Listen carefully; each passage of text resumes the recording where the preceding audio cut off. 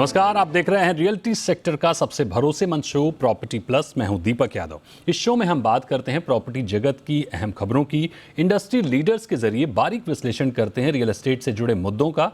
शुरू करते हैं आज का शो, लेकिन सबसे पहले बुलेट पॉइंट्स। घर खरीदार को मिला महारेरा से न्याय। मुंबई के प्रोजेक्ट पीरामल महालक्ष्मी में अनियमितताओं को लेकर महाराष्ट्र रेरा का आदेश। ग्राहक की शिकायत पर महारेरा ने दिया ब्याज सहित रिफंड का आदेश। प्रोजेक्ट में ज्यादा फ्लोर बनाने, कॉमन एमिनिटीज कम करने समेत सबवेंशन स्कीम को बिना बताए बंद करने को लेकर ग्राहक ने खटखटाया था महारेरा का दरवाजा। दिल्ली में जमीन खरीदने वाले सावधान, लैंड एंड डेवलपमेंट ऑफिस ने जारी किया सर्कुलर। दिल्ली सब रजिस्ट्रार से बिना एलएनडीओ की एनओसी के रजिस्ट्रेशन नहीं करने का आग्रह। प्रॉपर्टी एक्सपर्ट से समझेंगे सर्कुलर की बारीकियां। कंस्ट्रक्शन क्षेत्र में शानदार ग्रोथ का अनुमान। ऑर्डर बुक को देखते हुए निर्माण कंपनियों के पास अगले 2 से 3 साल के लिए शानदार वर्क ऑर्डर्स। रेटिंग एजेंसी इकरा की स्टडी में दावा। इंफ्रास्ट्रक्चर पर केंद्र सरकार के मजबूत फोकस के चलते कंस्ट्रक्शन कंपनियों के जीवीए में 9 से 11% ग्रोथ का अनुमान। और बुलेट पॉइंट्स के बाद अब बात रियल ट्रेंड्स की। सबवेंशन स्कीम में मनमर्जी को लेकर महाराष्ट्र रेरा ने पीरामल रियल्टी के खिलाफ एक आदेश पारित किया है। महारेरा ने पीरामल रियल्टी को अपने होम बायर्स का पैसा ब्याज समेत वापस करने का आदेश दिया है। मामला है मुंबई के प्राइम प्रॉपर्टी मार्केट महालक्ष्मी में पीरामल ग्रुप के प्रोजेक्ट पीरामल महालक्ष्मी का। दरअसल क्या है पूरा मामला और क्या है महारेरा के आदेश की बारीकियां, समझते हैं अधिवक्ता नीलेश गाला से, जिन्होंने इस पूरे मामले को महारेरा में लड़ा है और केस जीत कर आए हैं। तो सबसे पहले नीलेश जी, बहुत स्वागत है आपका जी बिजनेस पर।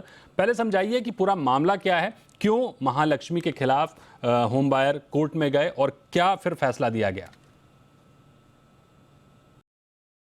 दीपक जी, ये मामला है 2017-18 का, जब रेरा का एनेक्टमेंट हुआ था। ये प्रोजेक्ट रेरा रजिस्टर्ड प्रोजेक्ट है। ये पीरामल महालक्ष्मी जेकब सर्कल पे जो बन रहा है वो प्रोजेक्ट है। अगर एक होम बायर एक प्रीमियम प्रोजेक्ट में फ्लैट खरीदता है, उसका एक अच्छा मार्केट से ज्यादा पैसे देके खरीदता है, तो उसके लिए उसको वो सुविधाएं मिलती है, अम्यूनिटीज मिलती है, स्कीम्स मिलती है डेवलपर के थ्रू। वो प्रमोटर जो बिल्डर है वो परचेजर्स को ल्योर करता है। इस पर्टिकुलर प्रोजेक्ट में एक 3 बेसमेंट लेवल का प्रॉमिस किया था, उसमें से बिल्डर ने एक अम्यूनिटी फ्लोर पूरा ही निकाल दिया है। एक बेसमेंट यूनिलैटरली प्लान मॉडिफाई कर दिया है। वो पहला डिफॉल्ट। दूसरा डिफॉल्ट है कि उन्होंने प्रॉमिस किया था कि 20-50-30 स्कीम में मेरे क्लाइंट्स को वो फ्लैट बुक किया है, बट अभी वो बोल रहे हैं कि फाइनेंशियल इंस्टीट्यूशन ना अग्री करते हुए ये स्कीम उन्होंने यूनिलैटरली विड्रॉ कर दी है। और उसके अलावा भी बहुत सारी चीजें हैं, जैसे कि नंबर ऑफ फ्लोर्स भी इंक्रीज कर दिए। उसके वजह से जो नंबर ऑफ फ्लैट्स है वो बढ़ जाते हैं, तो जो कॉमन अमेनिटीज है उसके ऊपर लोड बढ़ जाता है, तो वो पार्किंग स्पेसेस डिटरमाइन हो जाते हैं। बहुत सारी सोसाइटी के लिए जो फ्यूचर में बनने वाला है मेंटेनेंस और ये सब बढ़ जाता है। वो हिसाब से एक प्रीमियम प्रोजेक्ट का जो प्रोडक्ट होता है वो डाइल्यूट हो जाता है। तो इस प्रोजेक्ट में बेसिकली बिल्डर ने बहुत सारी प्रोमिसेस की थी, बट जो वो लालच के हिसाब से या प्रॉफिट मैक्सिमाइजेशन के हिसाब से जो प्रमोटर्स हमेशा से करते आ रहे हैं वो इन्होंने भी किया है। तो नीलेश जी, इस पूरे मामले में बिल्डर ने जो भी अमेंडमेंट किया है या जो भी बदलाव किया है वो अप्रूवल के बाद ही तो किया होगा। रेरा कभी परमिशन नहीं देता है। परमिशन प्लानिंग अथॉरिटी देती है और उसके लिए 2/3 कंसेंट लेने की जरूरत नहीं पड़ती है। जब रेरा में कोई जाके ये कंप्लेंट करता है, अपनी अर्जी दाखिल करता है, तब रेरा टेस्ट करती है कि वेदर वो प्रमोटर के पास 2/3 कंसेंट थे प्लान मॉडिफिकेशन के लिए या नहीं। अभी आप दीपक जी, इसमें बहुत एक ट्रिकी क्वेश्चन है कि हर अग्रीमेंट में वो बिल्डर यूनिलैटरली डाल देता है कि हर प्लान्स के मेरे मॉडिफिकेशंस के लिए आपका ब्लैंकेट कंसेंट है, आपने मेरे को सब कंसेंट दे दिया है। हाई कोर्ट ने और सुप्रीम कोर्ट ने बहुत सारे मैटर्स में ये डिसाइड किया है कि ये ब्लैंकेट कंसेंट नहीं चलता है। आपको हमेशा जब प्लान मेजर मॉडिफिकेशन करते हो तब वो कंसेंट स्पेसिफिक लेना है। सर, मेरा अगला सवाल होगा कि पीरामल महालक्ष्मी प्रोजेक्ट के होम बायर्स को इससे क्या कुछ नुकसान हो रहा था?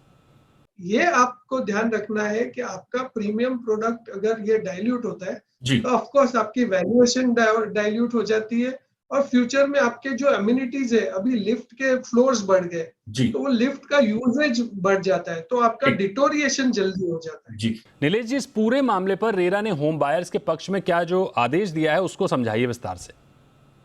सर ये एक बहुत लैंडमार्क जजमेंट है दीपक जी।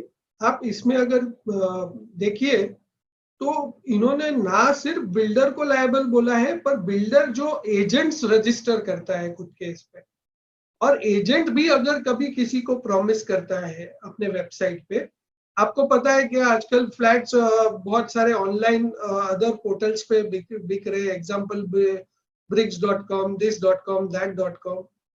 वो अगर प्रमोटर के प्रोजेक्ट को प्रमोट कर रहे हैं विथ पर्टिकुलर एमिनिटीज और प्रोमिसेस, वो प्रोमिसेस प्रमोटर भी लायबल है क्योंकि प्रमोटर ने उनको एजेंट अपॉइंट किया है। तो ये कॉन्ट्रैक्ट एक्ट का बहुत ओल्ड फंडामेंटल है कि principle is liable for agent.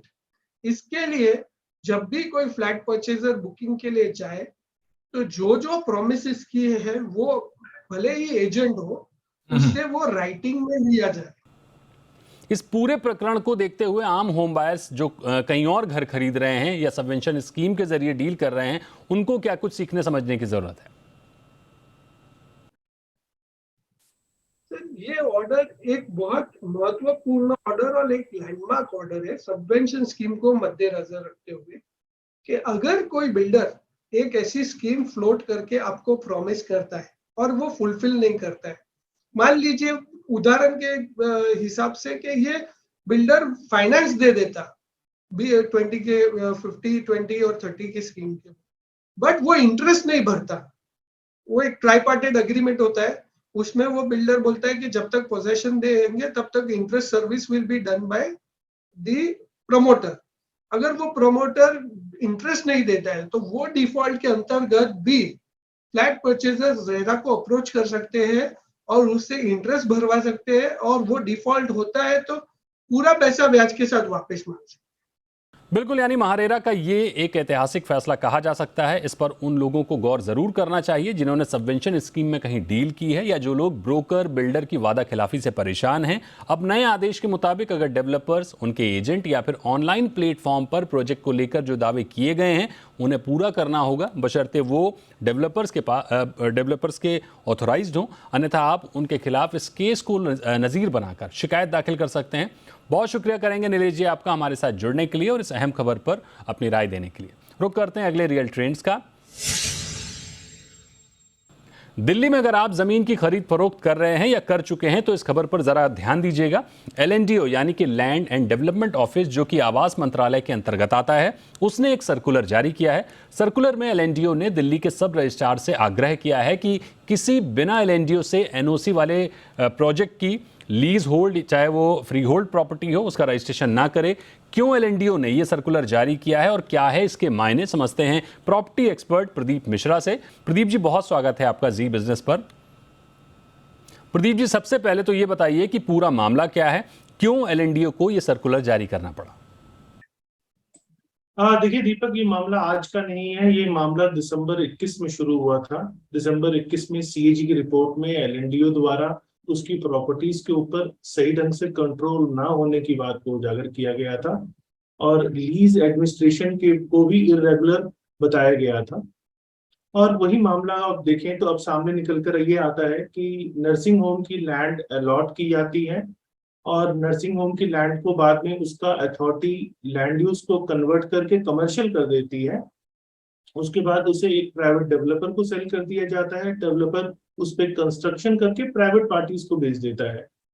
अब ये जब मामला सामने आया तो चूंकि ये प्रॉपर्टी लीज होल्ड है और इसकी टर्म्स एंड कंडीशंस हैं जो कि वो डिफर हो जाती हैं, तो ऐसे केस में LNDO द्वारा इस प्रॉपर्टी को लीज को कैंसिल कर दिया जाता है और वही मामला दिल्ली हाई कोर्ट लेके जाया जाता है। तब ये मामला उजागर होता है और ये मामला एक ऐसा एग्जाम्पल है जहाँ पे लीज की कंडीशंस को अगर आप नहीं मान रहे हैं तो अथॉरिटी द्वारा उसे LNDO द्वारा उसे कैंसिल किया जा सकता है। ये उसके पास राइट्स हैं। प्रदीप जी, एलएनडीओ ने जो नया सर्कुलर जारी किया है उसकी बारीकियां क्या हैं? क्या कुछ कहा है एलएनडीओ ने इस सर्कुलर में? देखिए दीपक, जैसे ये जो लीज है इसे कैंसिल किया गया, तो साथ में दिल्ली गवर्नमेंट के सब रजिस्ट्रार और रेवेन्यू डिपार्टमेंट को एक साथ ये नोटिस जारी किया गया सर्कुलर में कि आपको कोई भी ऐसी प्रॉपर्टी रजिस्ट्रेशन नहीं करनी है जो कि प्रॉपर्टी लैंड ओनिंग एजेंसी से बगैर एनओसी दिए। मतलब लैंड ओनिंग एजेंसी यहाँ पे एलएनडीओ है। अगर एलएनडीओ की एनओसी नहीं है तो आप कोई भी प्रॉपर्टी को रजिस्टर नहीं करेंगे। प्रदीप जी, दिल्ली में कौन कौन सी इमारतें एलएनडीओ के अंतर्गत में आती हैं? क्योंकि ये अपने आप में समझना बहुत बड़ा चैलेंज हो जाएगा कि कौन सी इमारत एलएनडीओ के अंतर्गत है और कौन सी नहीं। तो इस पर जरा प्रकाश डालिए। देखिए, आपको इसके पहले ना समझना पड़ेगा कि लैंड एलएनडीओ के पास कौन कौन सी लैंड है। सबसे पहले इसके थोड़ा सा हम पीछे चलते हैं। 1911 में एलएनडीओ का एक गठन किया गया कि दिल्ली को कैपिटल बनाना है। इसके तहत रिहैबिटेशन के लिए एलएनडीओ का गठन किया गया। अब एलएनडीओ आता है आज की डेट में ministry of housing and urban affairs के अंदर। इसके अंदर ये public sector undertaking, government agency, semi government agencies को लैंड एलोकेट करती है। डीडीए को भी अगर लैंड की जरूरत होती है तो डीडीए भी लैंड एलएनडीओ से ही लेता है। तो एलएनडीओ के पास बहुत सारी ऐसी प्रॉपर्टीज हैं जो कि वो गवर्नमेंट रिलेटेड डेवलपमेंट्स के लिए देती है। अगर गवर्नमेंट को अपने लिए चाहिए तो देती है, या डायरेक्ट गवर्नमेंट के डायरेक्शंस के ऊपर वो अलॉट करती है, जिसमें बहुत सारे स्कूल्स, इंस्टीट्यूशंस, कॉलेजेस, टेम्पल्स, फिर पॉलिटिकल पार्टीज के ऑफिस, ऐसे बहुत सारे तमाम लैंड अलॉटमेंट्स हैं जो कि एलएनडीओ द्वारा की गई हैं। अब इनमें सब में ये प्रॉपर्टी लीज होल्ड प्रॉपर्टीज है। अब इनकी टर्म्स एंड कंडीशंस हैं। अब टर्म्स एंड कंडीशन, जब आप कोई भी प्रॉपर्टी खरीदते हैं तो हमेशा आपको लीज को पढ़ना है, क्योंकि एक लेसर है, एक लेसी है। दोनों के बीच की कंडीशंस अगर मीट आउट हो रही हैं, उस पे जो कंस्ट्रक्शन की लिमिट दी गई है वो as per building plan approval वो बनी हुई है या नहीं है, तो इन सब रेगुलरिटीज को आपको चेक करना है। अगर इसमें कहीं पर भी इरेगुलरिटीज मिल रही है आपको, तो आपको ये ऐसी प्रॉपर्टी को लेने से बचना है। जरूरी नहीं है कि वो एक आम आदमी घर ही ले रहा होता है तो वही एक प्रॉपर्टी है। कोई स्कूल, कॉलेजेस की भी बाइंग अगर होती है तो वो भी एक प्रॉपर्टी ट्रांजैक्शन है। तो ऐसे जजमेंट के बाद लीज को कैंसिल किया गया, तो ये अपने आप में बहुत बड़ा उदाहरण है। तो आप अगर बायर हैं तो आपको ये सब चीजें समझनी है कि ऐसी कौन कौन सी प्रॉपर्टीज हैं जिनमें आपको लेने से पहले सजग होने की जरूरत है। एलएनडीओ की वेबसाइट पे भी जाके आप लिस्ट ऑफ प्रॉपर्टीज ऐसी चेक कर सकते हैं जो प्रॉपर्टी एलएनडीओ के अंदर आती है। प्रदीप जी, आम होम बायर्स को इससे क्या समझने की जरूरत है? देखिए, सीखने की जरूरत यह है कि प्रॉपर्टी सिर्फ रजिस्ट्रेशन करना ही सब कुछ नहीं होता। रजिस्ट्रेशन बाद में कैंसिल भी हो सकता है। प्रॉपर्टी खरीद रहे हैं तो एक अच्छे कंसल्टेंट के साथ खरीदें, साथ में एक लॉयर भी रखें आप, जो कि आपका टाइटल को वेरीफाई कर ले। और लैंड ओनिंग एजेंसी जो भी है उसके पास भी जाके आप, अपने रेवेन्यू डिपार्टमेंट में भी जाके आप उस टाइटल को पूरी तरह से वेरीफाई कर लीजिए। अगर इस टर्म्स एंड कंडीशन के तहत वो अलॉटमेंट है, अगर उसी हिसाब से वो प्रॉपर्टी बनी हुई है, तभी आप ऐसी प्रॉपर्टी ले सकते हैं। नहीं तो आपको ऐसी प्रॉपर्टी जो कि आप सोचेंगे कि चलता है, ऐसा सब कर रहे हैं तो हमारा भी सही हो जाएगा, तो ऐसा नहीं है। आपको बाद में वो रजिस्ट्रेशन कैंसिल भी हो सकती है और आपका स्टैंप ड्यूटी का पैसा भी डूब सकता है, और जो आप प्रॉपर्टी ट्रांजैक्शन में पैसा लगा चुके हैं वो भी डूब सकता है।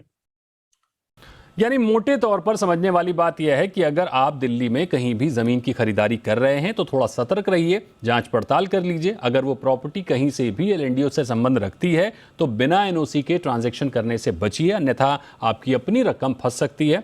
बहुत शुक्रिया करेंगे प्रदीप जी आपका हमारे साथ जुड़ने के लिए और इस चर्चा में अपनी अहम राय देने के लिए। तो बिल्कुल इस रियल ट्रेंड्स के बाद यहाँ वक्त है एक छोटे से ब्रेक का। ब्रेक के बाद जल्द हाजिर होंगे और बात करेंगे अगले रियल ट्रेंड्स की।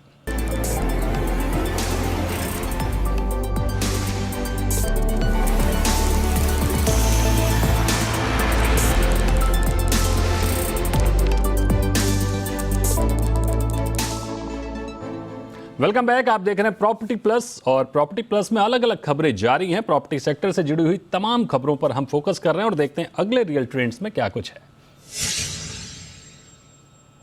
देश भर में इंफ्रास्ट्रक्चर डेवलपमेंट के चलते कंस्ट्रक्शन इंडस्ट्री में शानदार ग्रोथ नजर आ रही है। रेटिंग एजेंसी इक्रा की हालिया रिपोर्ट के मुताबिक वित्त वर्ष 2023 में निर्माण क्षेत्र का जीवीए यानी ग्रॉस रेवेन्यू एडेड में 9 से 11% की ग्रोथ का अनुमान है। इक्रा की इस रिपोर्ट में निर्माण क्षेत्र के लिए और क्या बारीकियां हैं, ग्रोथ के अलावा चुनौतियां क्या कुछ हैं, समझने की कोशिश करते हैं इक्रा के सेक्टर हेड और assistant vice president Abhishek Gupta से। अभिषेक जी, बहुत स्वागत है आपका जी बिजनेस पर। मेरा पहला सवाल आपसे यही होगा कि कंस्ट्रक्शन इंडस्ट्री में ऑर्डर बुक को देखते हुए कैसी ग्रोथ नजर आ रही है? आपकी जो रिपोर्ट है उसका डिटेल डाटा क्या कहता है? दीपक जी, अगर हम कंस्ट्रक्शन एंटिटीज को ब्रॉडली देखें तो ज़्यादातर कंस्ट्रक्शन एंटिटीज जो हम एनालाइज करते हैं, जिनको हम स्टडी करते हैं, उनके पास अभी ऑर्डर बुक लगभग 3 गुना है उनके पिछले साल के टर्नओवर के हिसाब से। तो कई कंपनीज में ये 3 से 4 गुना के बेज में मोस्टली ज़्यादातर है। इसका मतलब ये है कि और अगर हम जनरल अगर देखें कि एक ऑर्डर को एग्जीक्यूट करने में कितना समय लगता है, अनुमानित लगभग 2 से 3 साल के आसपास। एक कोई भी ऑर्डर अगर हम रोड सेक्टर का पिक कर लें तो लगभग इतना लगता है। अदर सेक्टर्स में भी सिमिलर ही टाइम। तो अगर कोई 3 से 4 गुना अगर ऑर्डर बुक किसी कंपनी के पास है तो वो एक्सपेक्टेड है कि अगले 2-3 साल तक उसके पास सफिशिएंट काम है करने के लिए, और जो उसको रेवेन्यू या टर्नओवर में भी बढ़ोतरी बनाने में भी उसकी मदद करेगा। तो उस बेसिस इस ऑर्डर बुक के आधार पर हम ये कह सकते हैं कि अगले 1-2 साल तक इन कंपनीज में अच्छी ग्रोथ आने की संभावना है। अभिषेक जी, FY 2023 में आप 9 से 11% की ग्रोथ देख रहे हैं। किन सेक्टर्स में, किस सेगमेंट में ज्यादा मूवमेंट दिख रहा है? बिल्कुल। ज़्यादातर जो फोकस एरिया रहा है वो इंफ्रास्ट्रक्चर से, आपके यातायात से रिलेटेड जो इंफ्रास्ट्रक्चर सेगमेंट हैं, रोड, सड़क हो गई, आपका रेलवेज हो गई, मेट्रो हो गई, इनमें काफ़ी अच्छा ऑर्डर इनफ्लो रहा है, जिसकी वजह से इन सेक्टर्स की जो कंट्रीब्यूशन है, जो शेयर है ऑर्डर बुक में, वो मैंने काफ़ी कंपनीज में अच्छा रहा है। अभिषेक जी, कंस्ट्रक्शन इंडस्ट्री में ग्रोथ के अहम ट्रिगर्स क्या देख रहे हैं आप? सरकार के निवेश के कारण काफ़ी ज़्यादा प्रोजेक्ट्स आए हैं, और यही ऐसे सेक्टर्स हैं जो आगे जाकर के भी ग्रोथ के अपॉर्चुनिटीज काफ़ी ज़्यादा प्रोवाइड करेंगे। तो जब तक सरकार का इन्वेस्टमेंट इंफ्रास्ट्रक्चर में बढ़ता रहेगा, निवेश बढ़ता रहेगा, कंस्ट्रक्शन कंपनीज के लिए अच्छे प्रोस्पेक्ट्स, उनके ऑर्डर इनफ्लो और उनका रेवेन्यू वगैरह बढ़ने का अच्छी संभावना है। अभिषेक जी, एक और समझने वाली बात है कि रॉ मटेरियल की जो कीमतें हैं वो लगातार बढ़ रही हैं। ऐसे में ये जो ग्रोथ हम देख रहे हैं कंस्ट्रक्शन इंडस्ट्री में, उस पर रॉ मटेरियल की कॉस्ट किस तरह की चुनौतियां पैदा कर सकती है?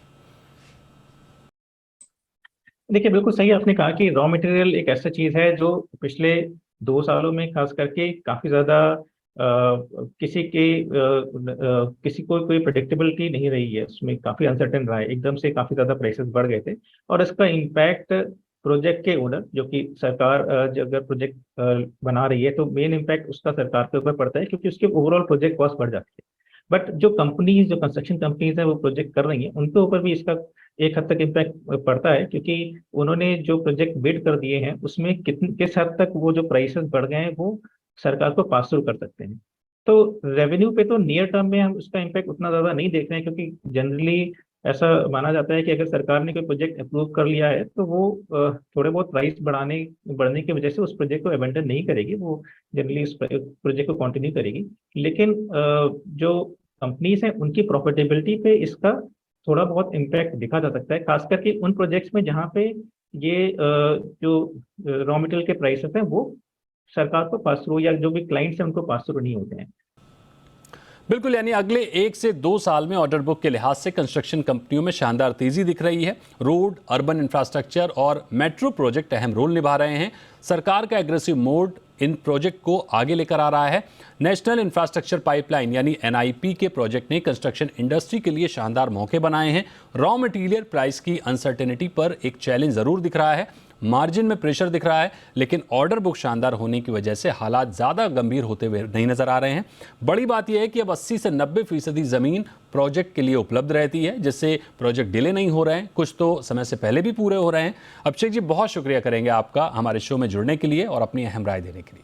तो आज के शो में फिलहाल इतना ही, लेकिन इस शो से जुड़ा आपका कोई भी सवाल हो तो आप हमें ज़रूर बताइए। हमारी कोशिश रहेगी कि प्रॉपर्टी जगत की खबरों को आप तक और बेहतर तरीके से पहुंचा सकें। आप मेरे और प्रॉपर्टी प्लस के साथ सोशल मीडिया पर भी जुड़ सकते हैं। आप अपनी राय हमें ईमेल कर सकते हैं। फिर होगी मुलाकात अगले शो में, तब तक के लिए नमस्कार।